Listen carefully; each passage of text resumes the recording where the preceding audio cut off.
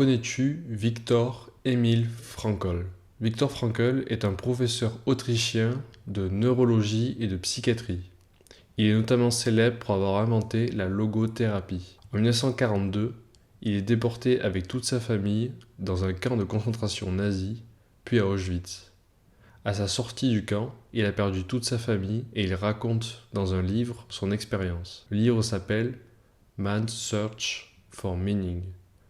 La recherche de sens pour l'homme. Dans son livre, Frankl distingue deux catégories de personnes. La première catégorie sont ceux qui comptent les jours jusqu'à Noël car ils sont persuadés qu'ils seront libérés avant Noël et qu'ils pourront le fêter avec leur famille. Dans cette catégorie, il y a des hommes assez forts physiquement et mentalement et surtout optimistes. La deuxième catégorie, ce sont ceux qui ont accepté leur sort, qui savent qu'il y a de faibles probabilités qu'ils soient sortis avant Noël. Conclusion, passé Noël, la plupart de la première catégorie se laissent mourir. Pourquoi ? Parce qu'ils n'avaient pas prévu d'endurer autant de souffrances aussi longtemps. Ils étaient persuadés qu'une fois arrivés à 0 du décompte des jours, ça y est, ils seraient libres. Et je pense que tu vois où je veux en venir. C'est exactement la même situation qu'avec l'addiction à la pornographie. Il y a d'abord ceux qui comptent les jours, comme si après 100 jours, ils seront enfin libres. Et puis il y a ceux qui ont accepté que ce serait un combat très long sur un temps indéfini et surtout que ça imposait une discipline chaque jour. À première vue, compter les jours d'abstinence paraît un bon moyen de mesurer ta progression et d'adopter un point de vue optimiste, positif, comme ceux dans les camps lorsqu'ils sont arrivés. Tu ressens une immense satisfaction à dépasser ton précédent record et surtout à mesurer ta progression. Les chiffres, ça va peut être très satisfaisant pour les hommes, car cela met du concret sur du mental. Et les forums de type NoFap l'ont très bien compris, puisqu'ils ont instauré un système de gratification, de points d'expérience et de rang imité sur la hiérarchie de l'armée. L'addiction n'est plus une souffrance solitaire, mais un jeu compétitif et social. Sauf que ce système rate une partie très importante de l'équation. L'addiction n'a pas de fin. Je vais te poser une question. Tu peux prendre un bout de papier avec un crayon, un stylo et répondre à la question.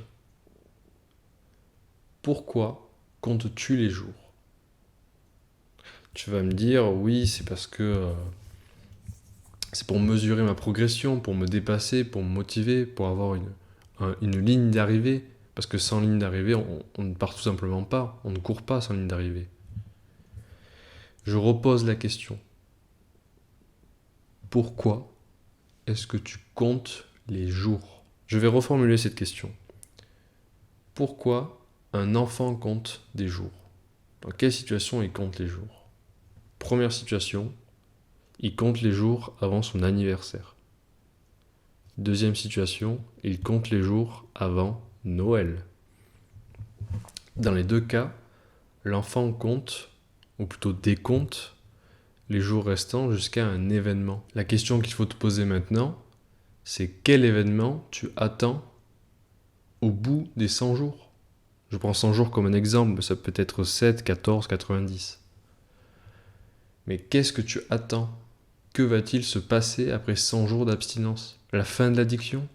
Si un ancien alcoolique qui n'a pas bu une seule goutte d'alcool depuis 10 ans voit une publicité pour une bière quelconque à la télévision, cela va réactiver, cela va réveiller son addiction et il va devoir faire un effort pour la maîtriser. Il est vrai qu'avec le temps, l'addiction va s'amenuire, qu'elle perd en force et qu'il sera plus facile de la maîtriser.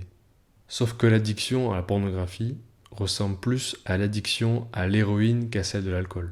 L'addiction à la pornographie commence le plus souvent à l'adolescence, lorsque tu connais un pic de testostérone durant la puberté, qui se traduit par de fortes pulsions, notamment sexuelles, qui restent le plus souvent sans réponse. Et c'est là que la pornographie entre en jeu. Elle vient combler un manque. Or, c'est jusqu'à l'adolescence que le cerveau est le plus plastique. C'est-à-dire que tu crées des connexions, des associations, que ton cerveau va cimenter à l'âge adulte. Mon but dans cette vidéo n'est pas de te décourager et de te dire que tu vas être condamné à vie. Il a même été prouvé qu'on peut assécher les canaux de connexion de l'addiction à la pornographie. Si l'addiction ne disparaîtra pas, Elle peut toujours être affaiblie jusqu'à devenir silencieuse la plupart du temps. Mais tu auras toujours des moments de faiblesse où l'addiction refera apparition. Il suffit d'une publicité, une vidéo, une discussion ou seulement un nom.